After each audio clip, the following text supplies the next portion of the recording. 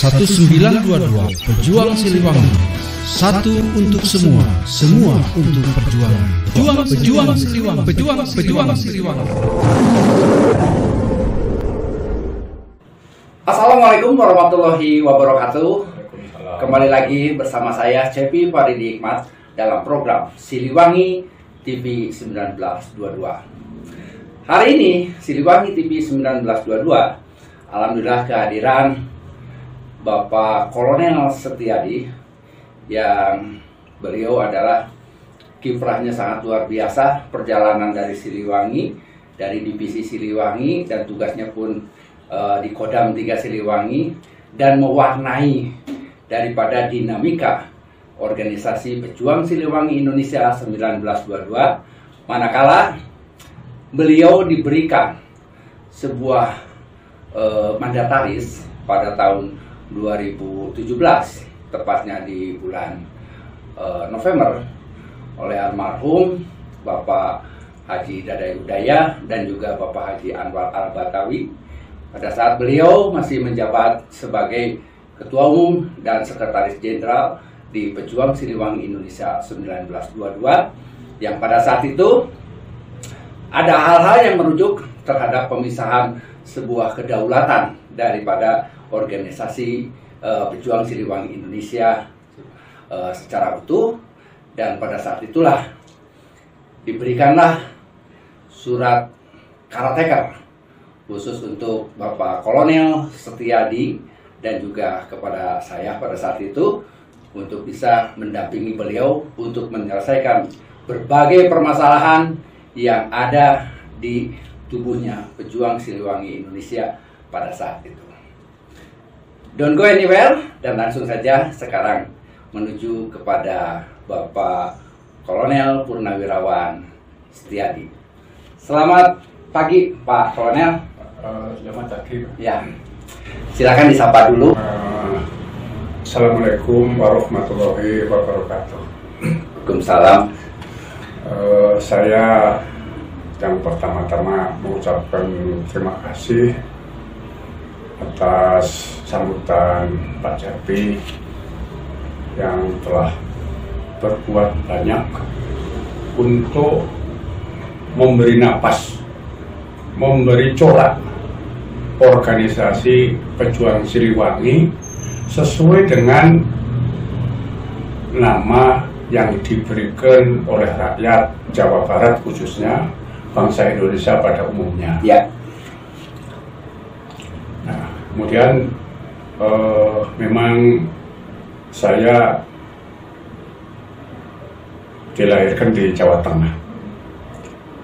Namun bapak saya mungkin sekolahnya di Bandung. Kebetulan beliau sama-sama dengan almarhum Bung Karno sekolah di ITB situ, sehingga saya dengan Bandung itu tidak bisa terpisah.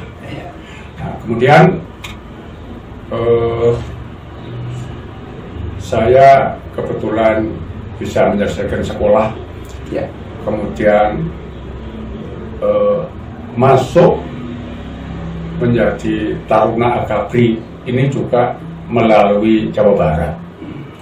Nah, sehingga saya alhamdulillah bisa menyelesaikan pendidikan di Magelang, kemudian tugas di berbagai daerah di Indonesia. Kemudian begitu saya selesai Suslapa di Pusnet, di PPI, saya diberi kesempatan untuk mengembangkan mungkin karir lah begitu. Sehingga Setiadi mau kemana oleh Pak Faisal Tanjung waktu itu, Panglima ya Pak Faisal Tanjung waktu dan Pusnet kemudian saya jawab, Pak, saya ingin kembali ke Siliwangi. Kenapa? Saya masuk tentara di Siliwangi, yang pertama. Kemudian yang kedua, waktu saya menjalani pendidikan di Magelang selama 4 tahun, latihan di Magelang itu bukan hanya di kota, tapi termasuk di Pegunungan Menureh, kemudian daerah Jawa Tengah, Semarang, Simungan, kemudian pantai selatan di Ketawang. Nah, pada saat saya sedang katakanlah santai gitu, masyarakat itu cerita, Pak, dulu pada saat perang kemerdekaan, di sini pernah dilewati oleh tentara Siliwangi. Nah, bahwa tentara Siliwangi ini memiliki sejarah yang panjang, konsekuen dan konsisten terhadap Negara Kesatuan Republik Indonesia. Nah, kemudian saya kebetulan setiap malam minggu ada kesempatan untuk weekend. Nah, ketemu dengan saudara-saudara bapak saya. Itu saat pendidikan ya Pak ya? Iya. Nah, orang tua-tua di Jawa Tengah itu menceritakan bagaimana Siliwangi menghadapi angkatan perang atau AD, menghadapi DI di Jawa Tengah. Jadi sambil long march itu melakukan perlawanan. Nah, apabila kita lihat di sejarah pada waktu long march, long march itu kan perjalanan panjang. Betul. Yang hanya dialami oleh divisi Siliwangi. Karena sesuai dengan isi perintah siasat nomor 1 yang dikeluarkan oleh Pak Dirman, bahwa dengan adanya agresi Belanda di Jogja 19 Desember, maka divisi Siliwangi seperti mendapat durian jatuh. Apa? Kembali ke kantong-kantong gerilya. Betul.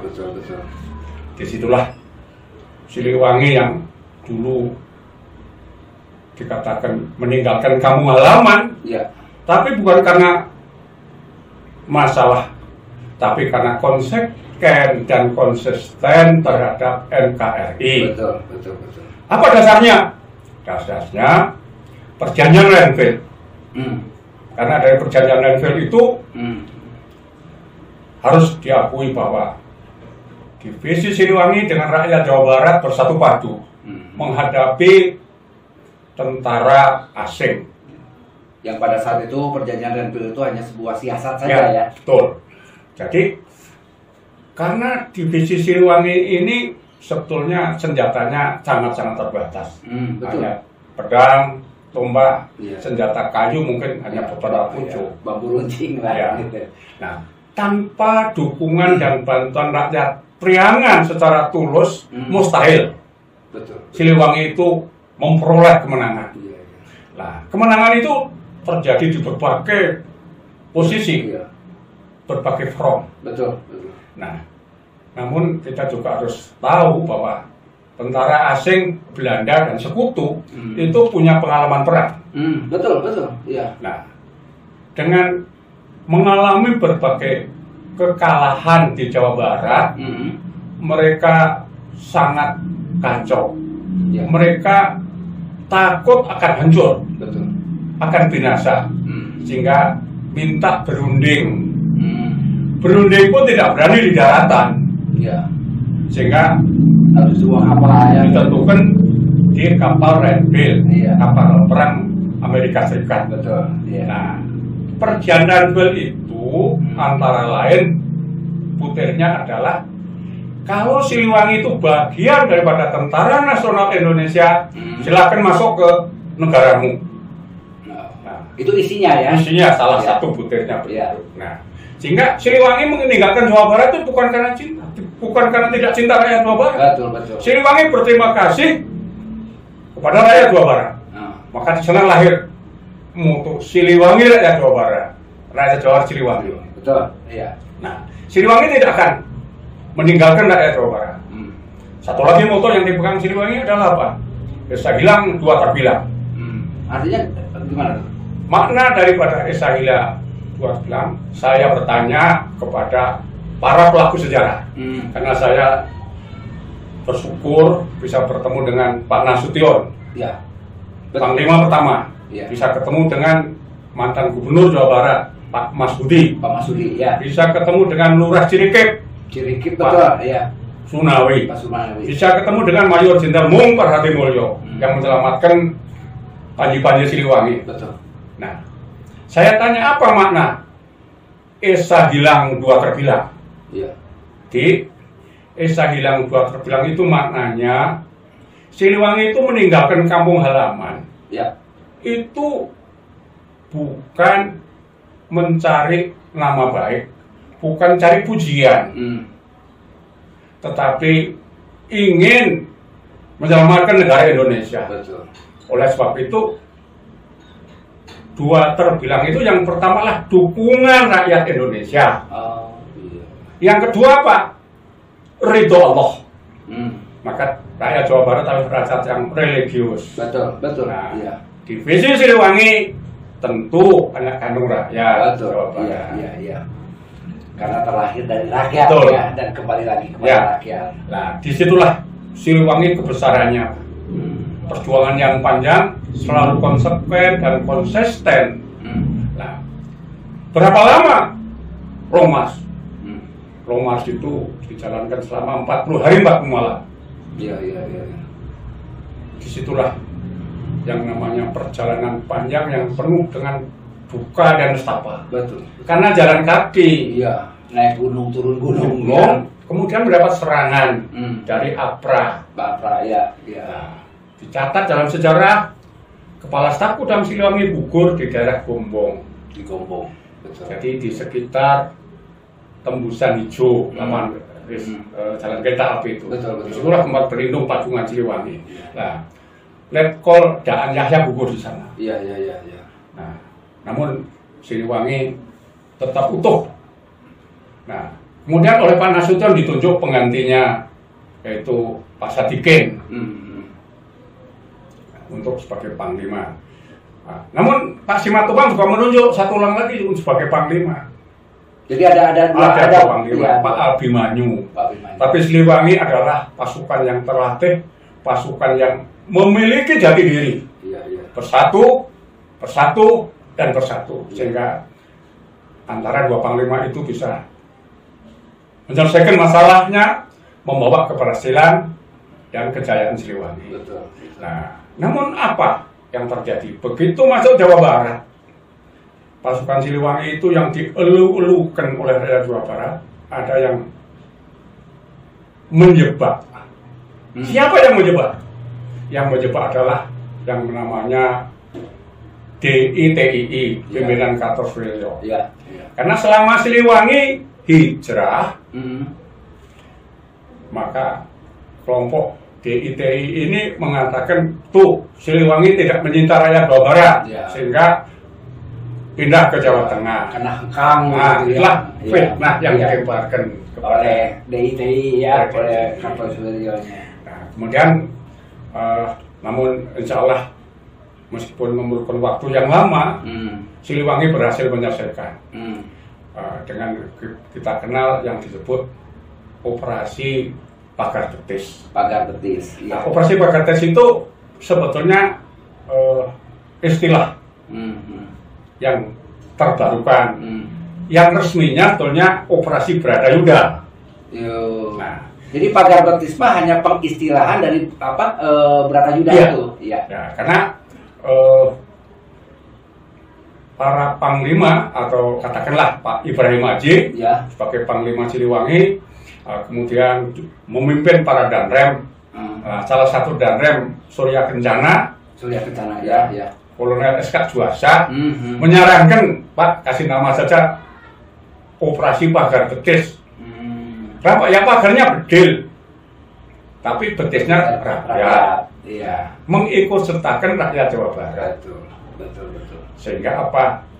Sehingga ruang gerak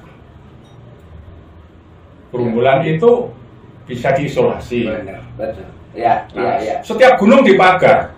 Berapa gunung dipagar. Nah, dengan itu ada caranya ya. Betul. Jadi setiap jarak 8 meter dipasang gubuk. setiap 8 meter. Ya, 8 meter gubuk dipasang. Nah, itu serentak Pak Kolonel.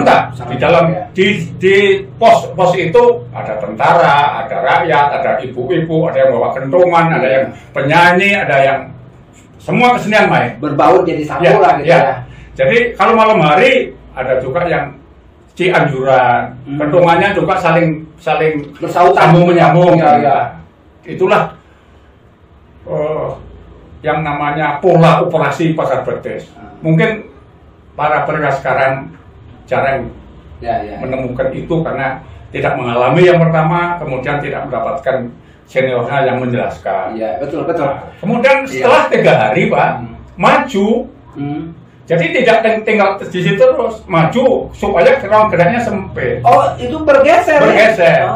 Karena memang dalam buku Operasi Lawan Gerilya itu disebutkan yang pertama adalah penggiringan, yang kedua lokalisasi, yang ketiga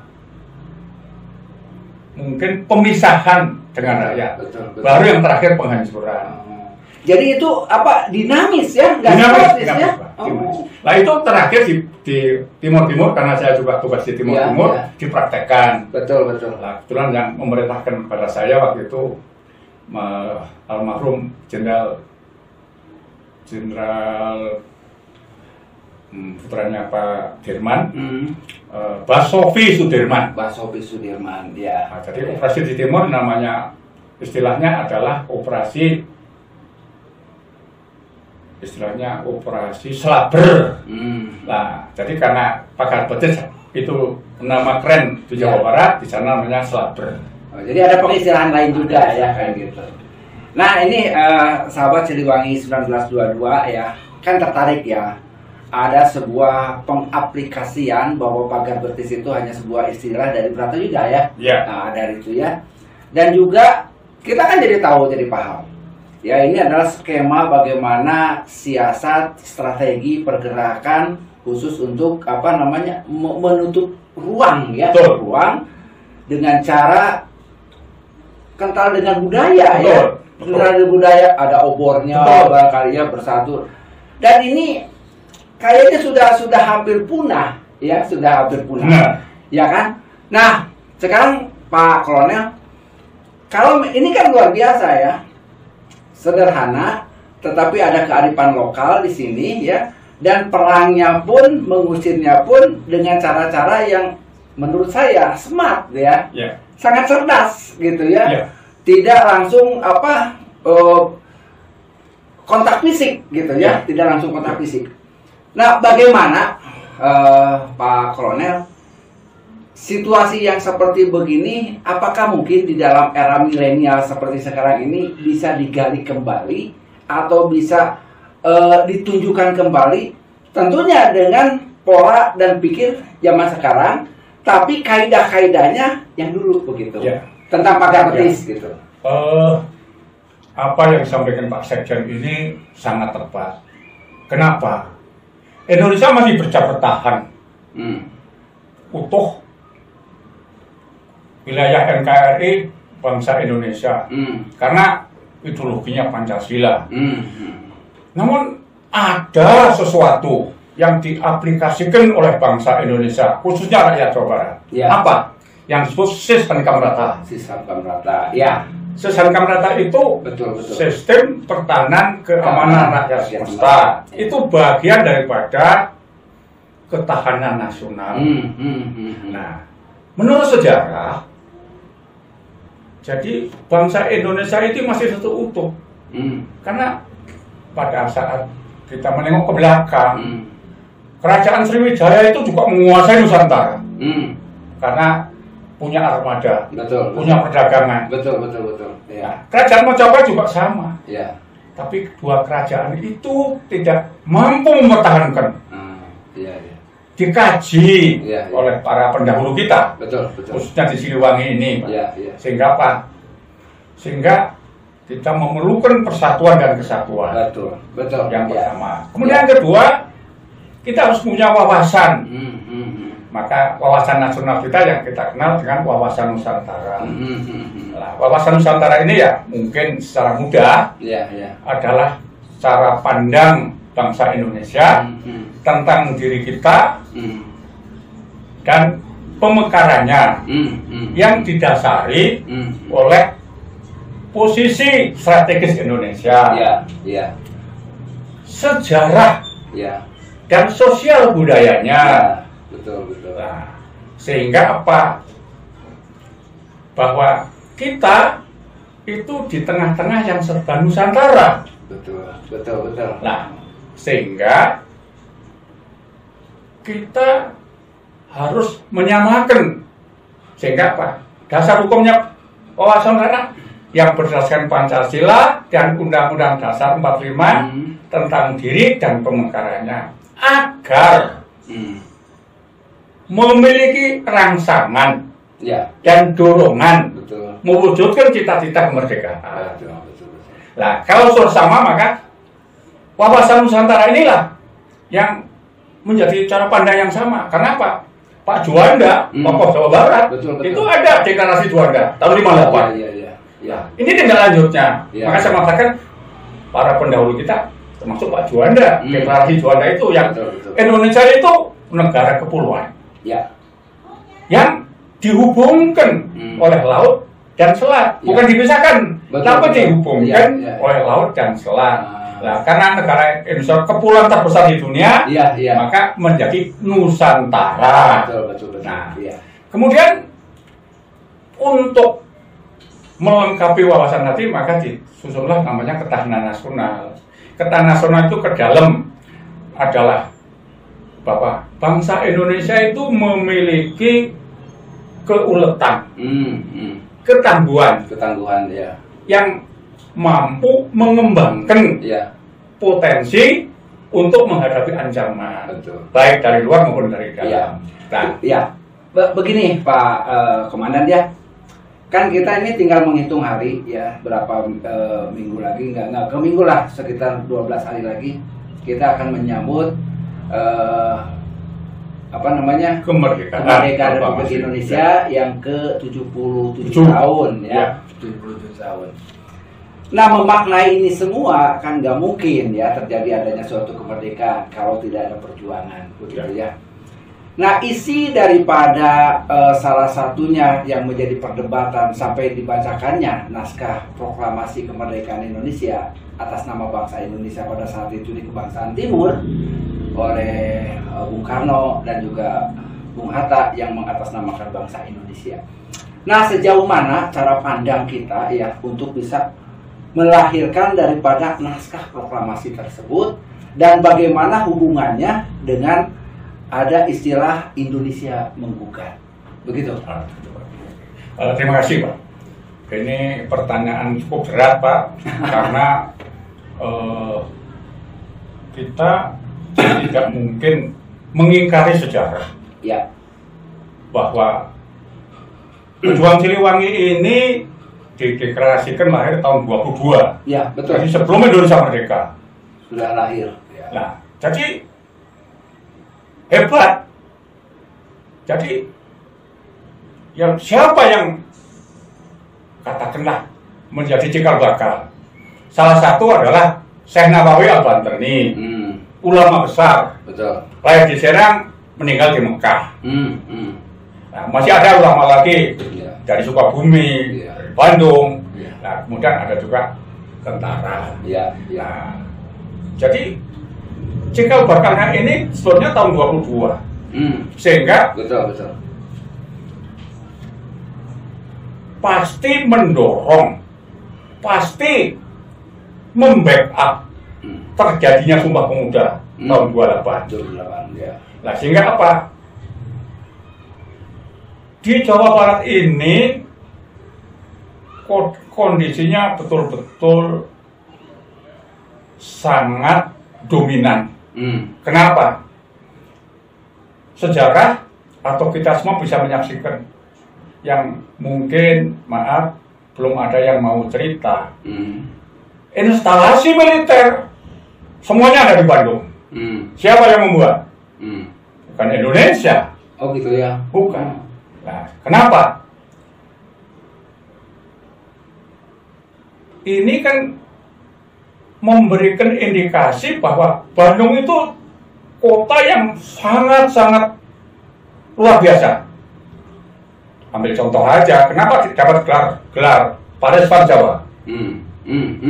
Ya. Nah, kita lihat hotel. Ya. Di mana ada bangunan kayak gedung sate? Betul. Ya. Nah, ada nilai yang kita semua belum tahu, karena Pak, belum ada yang menjelaskan secara resmi, dan pemerintah juga harus mengakui bahwa Bandung kota yang melahirkan sejarah, melahirkan para pemimpin. Bung Karno sekolahnya di Bandung, Habibie sekolahnya di Bandung juga. Ya. Pak Harto pun sekolah di Bandung juga. Betul. Nah, jadi ya itulah sehingga Pak, makna Bandung ini luar biasa. Nah, sehingga kalau dikaitkan dengan proklamasi, kita tahu bahwa Gedung Indonesia, Gedung Merdeka, itu tempat konferensi Asia Afrika. Ya. Nah, di situ juga memiliki sejarah. Nah, kemudian kita tahu Bung Karno itu sekolahnya di Bandung. Nah, kebetulan, maaf Pak Duka, itu juga suaminya Bu Inggit. Kalau suaminya bukan Bu Inggit, saya tidak tahu. Betul. Belum tentu Bung Karno akan seperti itu. Iya. Seperti itu. Ada supporting yang luar biasa, begitu ya. Lah, karena apa? Tadi Pak Cepi menyamakan apa kaitannya dengan Indonesia Menggugat? Indonesia Menggugat itu sekarang nama gedung. Gedung itu tadinya pengadilan zaman Belanda. Pada tanggal 30 Desember tahun 30 itu mengadili Soekarno beserta 4 orang temannya, Saudara Maskun, Gatot Mangkuprojo, Supriyadinata, karena dituduh melanggar artikel 169. Iya. Artikel 169 itu apa? Dituduh Bung Karno CS itu mau melakukan pemberontakan. Iya. Bung Karno menyusun pledoi hebat. Iya. Disusun di rumah penjara yang pengap oleh anak muda yang belum genap berusia 30 tahun. Tetapi mempunyai argumentasi yang lengkap, detail, secara komprehensif. Betul. Iya. Nah, sehingga Pak Soekarno mampu mengungkap, katakanlah, kekotoran daripada para penjajah. Betul. Iya. Mulai dari modus operandinya, sistemnya, dan lain-lain. Mungkin kalau kita baca secara seksama, mungkin argumentasi Bung Karno ini argumentasi yang terbaik. Karena Soekarno berhasil menyimpulkan yang tidak terbantahkan. Betul. Bahwa kolonialisme harus disingkirkan. Iya. Kemudian Bung Karno juga mengutip ucapan Profesor Shirley dalam bukunya Penjajahan India oleh Inggris. Iya. Bahwa mereka yang tidak bergabung dalam masalah yang sama, yang kepentingan sama, mudah diadu domba. Atau dengan politik divide et impera. Iya, betul. Nah, Bung Karno tanpa ragu-ragu menghadapi kolonialisme itu bersatu. Maka bangsa Indonesia harus bersatu. Dan itu menjadi tekad para pejuang bangsa Indonesia bersatu. Tidak ada tawar-menawar lagi. Betul.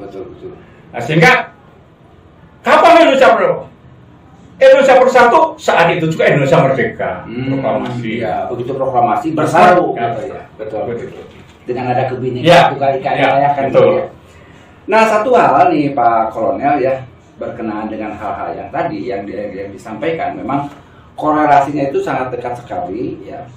Apalagi kan sekarang sudah 77 tahun kemerdekaan Republik Indonesia, Dan juga tadi Pak Kolonel juga sudah memberikan sebuah pandangan kepada sahabat Siliwangi 1922 dimanapun se-Indonesia, bahwa memang pejuang Siliwangi itu sudah memberikan investasinya, ya. Artinya pergerakan itu sudah dilakukan dengan mengatasnamakan dari mulai pergerakan masyarakat yang dari pancakaki silaturahmi, pencaksilat, partisan Siliwangi, dan seterusnya yang sampai sekarang adalah pejuang Siliwangi Indonesia. Nah, satu hal Pak Kolonel ya yang perlu saya garis bawahi tentunya untuk sahabat Siliwangi 1922 dimanapun juga. Siliwangi ini ada sebuah kekuatan secara magis dan juga ada kekuatan secara science ya. Ada science of art-nya kalau di Siliwangi itu lengkap ya. Ada kekuatan yang disebut dengan kekuatan logika, ada kekuatan yang dimaksudkan dengan kekuatan rasa, begitu ya. Ada yang disebutkan dengan ada istilah wangsit Siliwangi. Ya. Bagaimana implementasinya bahwa wangsit Siliwangi ini bisa menerjemahkan atau bisa menyelesaikan permasalahan di dalam masyarakat di sebuah negara? Ya, terima kasih Pak. Ini sebuah pertanyaan yang menjadi unek-unek lah. Kenapa? Karena memang Siliwangi itu berkumpul dengan rakyat. Siliwangi hidup di tengah masyarakat. Nah, sehingga Siliwangi selalu memikirkan kepentingan rakyat. Kita tahu bahwa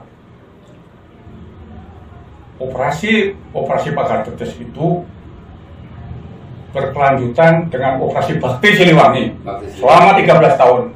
Berapa rumah yang diserahkan, berapa pengungsi yang diselamatkan. Itu masa lalu Pak ya, betul. Masa lalu. Nah, kemudian saya masih ingat tahun 64, tanggal 20 Mei 1964 itu ulang tahun Kodam Siliwangi. Tempatnya di Tegalega, Bandung ya. Tegalega, Bandung. Yang jadi komandan upacara almarhum Letnan Jenderal Purnawirawan Himawan Sutanto, Ganyon 330. Yang menjadi inspektur upacara almarhum Jenderal Ahmad Yani, Menteri Panglima Angkatan Darat. Betul. Nah, sambutan yang dibaca oleh Pak Yani itu sambutannya Bung Karno, satu-satunya Kodam di seluruh Indonesia.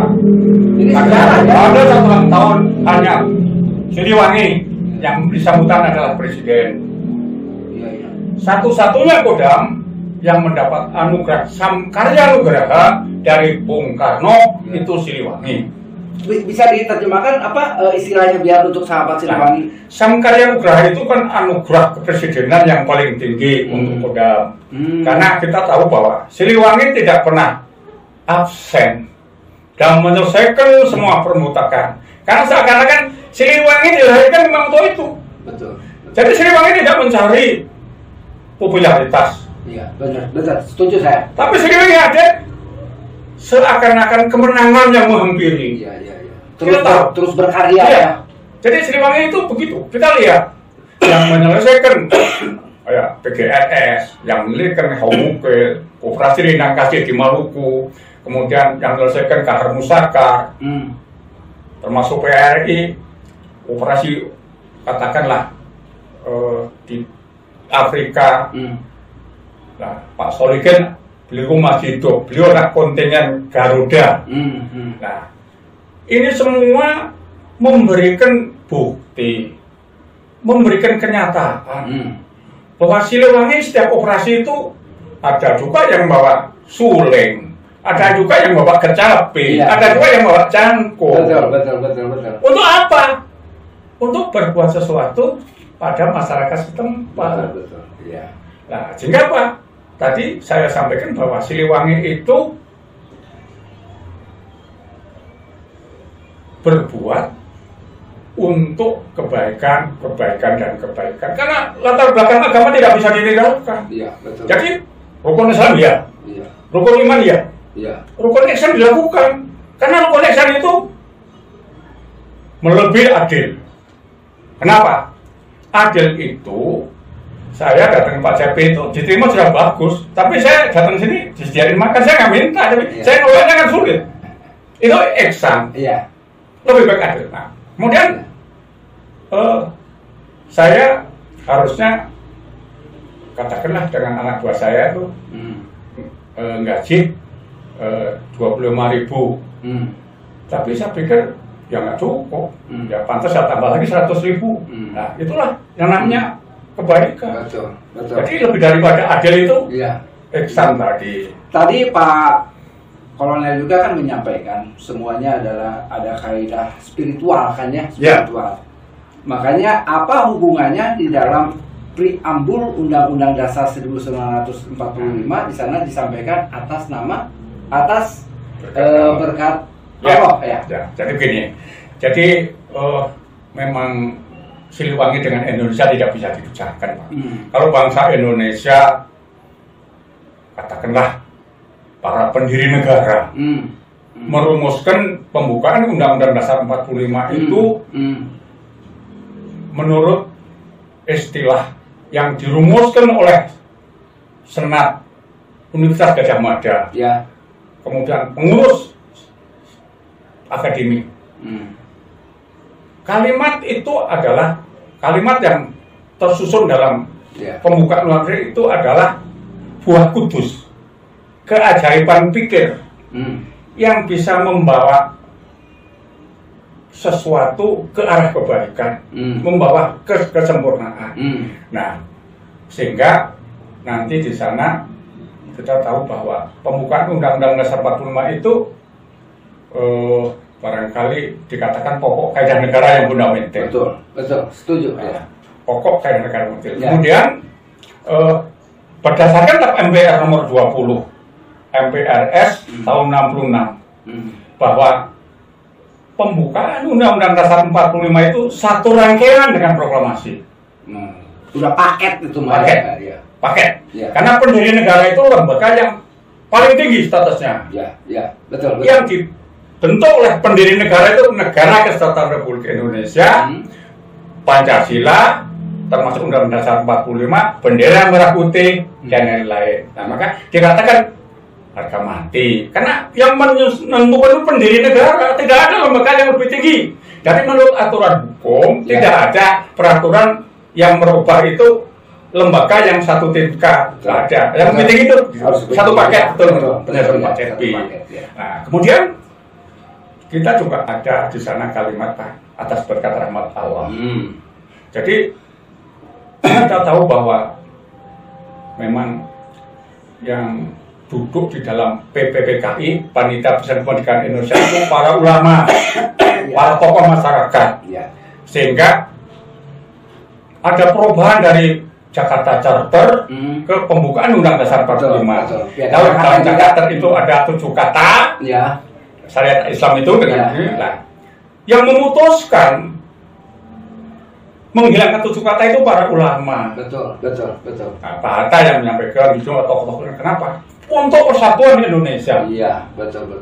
Nah, sehingga Pak, karena saudara kita yang di Maluku, yang di Bali, di Irian itu mungkin non Muslim. Nah, sehingga itulah menjadi bahan pertimbangan. Nah, kemudian Siliwangi ini juga ada Wangsit. Wangsit Siliwangi ini luar biasa. Jadi kalau di Al-Quran kita kenal pembukaan itu Al-Fatihah, di Al-Baqarah itu ada kata-kata ihdinas siratal mustaqim, jalan yang lurus, jalan yang mendapat itu Allah, bukan jalan yang berkhianat. Nah, Siliwangi ada juga Wangsit tadi. Nah, notabene dengan itu sama. Maka siapapun yang dari pemimpin negara ini taati Al-Fatihah, taati pembukaan Undang-Undang Dasar 45. Siliwangi taati Wangsit Siliwangi. Nah, sehingga saya gembira, saya ikut bangga. Pak Cepi sudah jauh melangkah. Bagaimana berkomunikasi dengan masyarakat, dengan organisasi masyarakat, ada PKK, ada organisasi wanita, termasuk koperasi, dengan pemberdayaan. Adanya kepekaan, adanya kepedulian.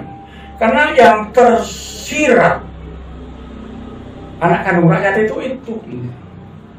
Nah, kita menuju Indonesia tahun 77, memperingati kemerdekaan. Memperingati kemerdekaan itu kan harus memberi bukti apa yang sudah kita lakukan. Betul. Kenapa? Jangan lupa, pakai kemerdekaan itu merdeka, bersatu, berdaulat, adil dan makmur. Itu yang ingin kita tuju. Itu tahapannya harus kita wujudkan. Ini Pak Cepi sudah melangkah ke sana. Karena apa? Karena Pak Cepi ya alhamdulillah almarhum orang tua beliau juga prajurit Siliwangi yang ke Irian Barat dan lain-lain, sehingga mewarisi nilai-nilai Siliwangi itu benar. Nilai Siliwangi itu mulia. Nah, sehingga saudara-saudara yang tergabung dalam pejuang Siliwangi, Anda tidak salah. Karena pejuang Siliwangi itu tidak bisa dipisahkan dengan bangsa Indonesia. Tidak bisa dipisahkan dengan rakyat Indonesia. Dan rakyat Indonesia mengakui peristiwa Madiun itu yang menyelesaikan Siliwangi. Jadi, yang menyelesaikan Siliwangi. Istilah Pak Solikin, Siliwangi di Jogja itu tamu, tapi mendapat kepercayaan untuk memimpin. Apa nggak hebat? Luar biasa. Ya. Dan Pak Holnya itu ngomong, Siliwangi tidak pernah kalah perang. Gagal mungkin, tapi kalah perang tidak. Tidak ada ceritanya. Nah, sehingga Pak, ya disitulah kita yang masuk dalam barisan pejuang Siliwangi itu hendaknya bersyukur kita masih bisa menangkap apa yang dilakukan oleh para pendahulu kita, dan itu juga harus kita cari dan kita ketemukan sehingga kita transformasikan pada generasi muda, pada masyarakat, sehingga nilai-nilai kesiliwangi yang tertera di wangsit itu nanti bisa terwujud. Tapi kadang-kadang kan Pak Kolonel juga kan memantau dan lain sebagainya, ada seleksi alam di kita tuh ya kan gitu ya, yang kadang-kadang melenceng itu nggak usah kita hentikan, dia akan berhenti sendiri begitu ya. Apakah itu kaidah-kaidah daripada rasa wangsit Siliwanginya atau seperti apa Pak Kolonel? Saya mungkin juga tidak bisa memberi pandangan ya, jawaban yang 100%. Hanya kan saya dengan Pak Cepi ini kan mengalami Pak ya. Artinya ya ini ngomong-ngomong, artinya saya kan meskipun tentara Siliwangi, tapi kan aslinya orang Jawa. Tapi kenapa bisa jadi ditunjuk, diminta jadi caretaker ketua DPD Pejuang Siliwangi? Luar biasa ya. Hebat. Siliwangi, Pak Nasution juga bukan orang Sunda. Betul kan gitu. Tapi bisa pemimpin pertama Siliwangi kan gitu. Kemudian kelanjutannya, ya saya juga dan Pak Cepi tidak berdoa karena kebetulan saat ini tadi disebutkan Pak Haji Dade kan sudah almarhum. Itu ketua umum, Pak Sekjen, Pak Anwar juga sudah ada meninggal. Belum berjasa biasa ya. Nah, kita tidak tahu hal itu kehendak Allah. Nah, akhirnya apa? Pak Cepi ini yang berbuat. Karena beliau dekat dengan Pak Dade, tahu apa yang harus dikerjakan. Pak Anwar juga begitu. Nah, sehingga ini juga alami, maaf. Saya hanya bisa memberikan misalnya itu, Pak. Sehingga apa? Ya, kalau ke depan nanti Allah memberikan, Pak ya, insya Allah Pejuang Siliwangi akan bangkit, akan mendukung pemerintah, akan membantu rakyat. Jadi kegiatan Pak Cepi akan kita lanjutkan, akan kita tingkatkan. Sehingga Silih Asih, Silih Asah, Silih Asuh itu terpelihara. Gitu. Sahabat Siliwangi 1922 dimanapun Anda berada, memang ini yang disampaikan oleh Kolonel Setiadi itu benar, ada bagian dari awal ya, yang saya sampaikan dari pertama, bahwa tahun 2017 di bulan November itu kita dipanggil, padahal itu dalam acara rapat pimpinan pusat ya, rapat pimpinan pusat, tetapi hanya Jawa Barat, kami di sini berdua yang dipanggil. Nyatanya di sana ditugaskan untuk menjadi caretaker, dan juga kami juga ditugaskan untuk menyelesaikan permasalahan hukum dan legalitas ya kan gitu. Nah, barangkali hal-hal yang menyangkut masalah yang tadi saya sampaikan, Pak Kolonel Setiadi ini sebagai pelaku pada saat itu diserahkannya mandat oleh Pak almarhum, Dan pada saat itu hanya dalam waktu 2 hari kita langsung membuat perencanaan untuk menyelesaikan legalitas ya. Ya, jadi memang itu sejarah Pak, saya katakan, karena Allah berkehendak. Ya. Siapapun tidak bisa menolak. Kenapa harus ke Jawa Barat gitu ya? Harus ke Jawa Barat. Karena memang Siliwangi itu sumbernya di sini. Nah, kebetulan Pak Cepi itu darahnya darah Siliwangi.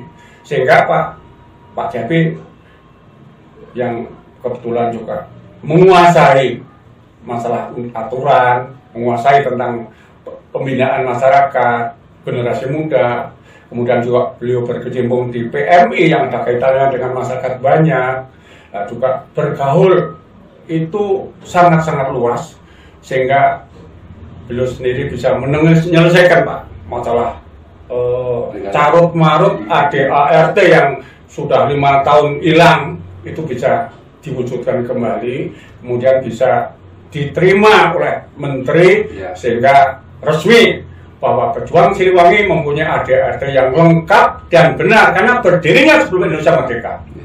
Betul. Ya.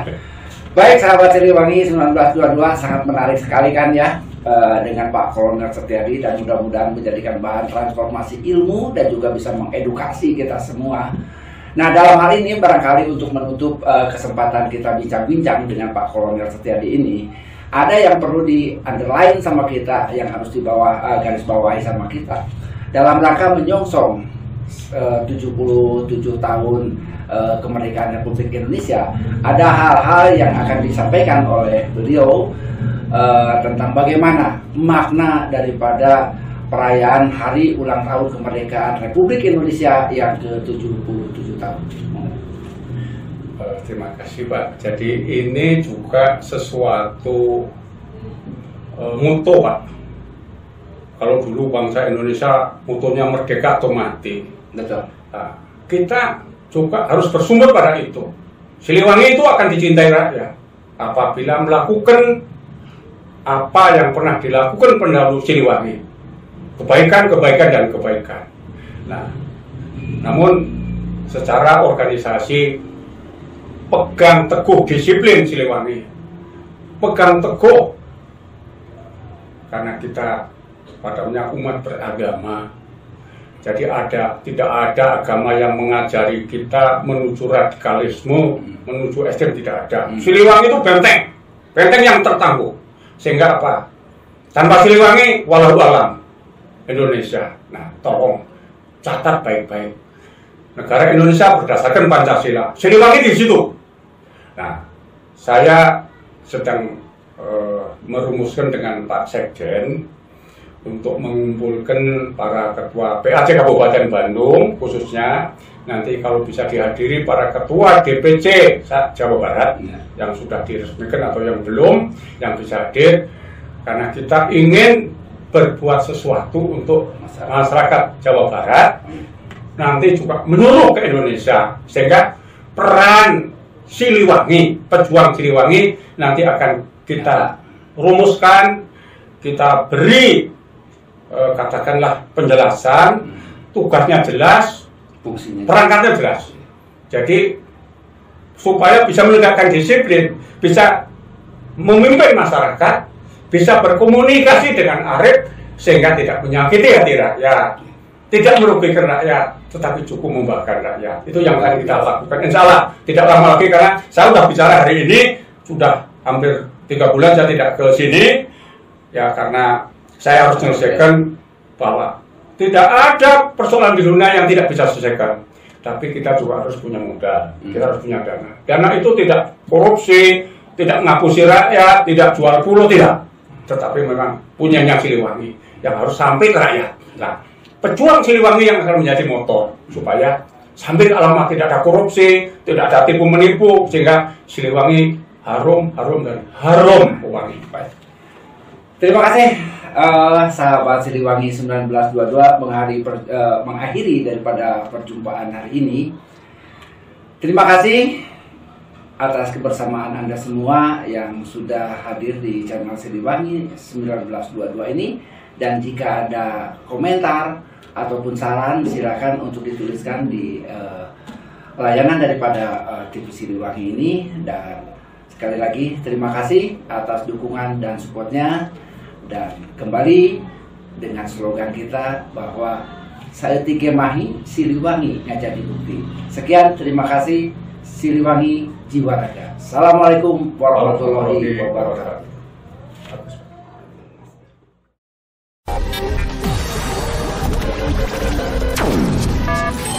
1922 Pejuang Siliwangi. Satu untuk semua, semua untuk perjuangan. Pejuang Siliwangi. Pejuang Siliwangi.